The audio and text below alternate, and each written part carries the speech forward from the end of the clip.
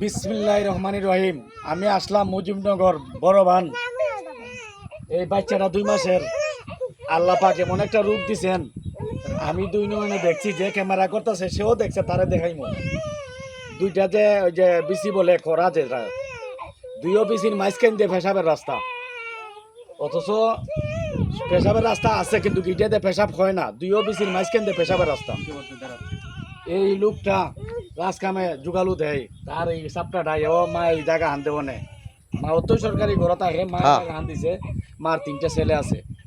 আপনারা কিছু বলেন, আপনারা বলেন। 3টা ছেলে আছে, 3টা ছেলের মতন ছেলে না রা, এটা নষ্ট আগল ভাগল।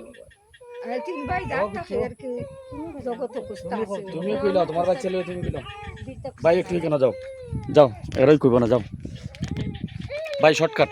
আমার ছেলেটা দুরান্ত, আমার ছেলেটারে বাঁচাইতাম চাই আপনার কাছে, আমি এইটাই চাই। প্রিয় দেশবাসী, যে সমস্যাটা আমি দেখলাম আমার জীবনে দেখি নাই, আমার জীবনে এই সমস্যা দেখি নাই। এখানে অত সব মানুষের সামনে ভিডিওটা বানাইলাম।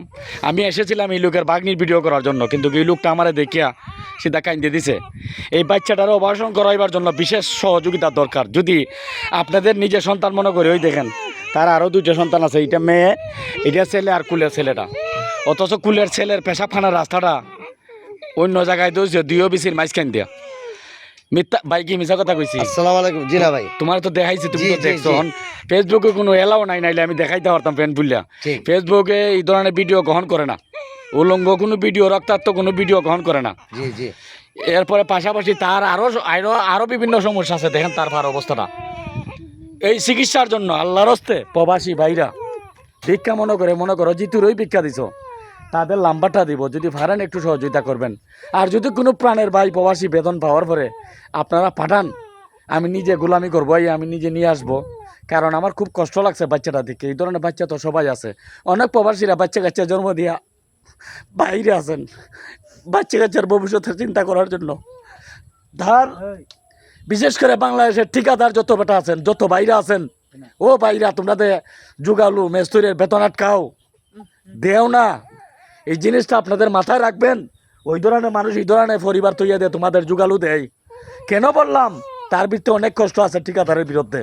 অনেক ঠিকাদারে তার বেতন দেন না। এই বাচ্চাটা মানুষ করতো কিভাবে?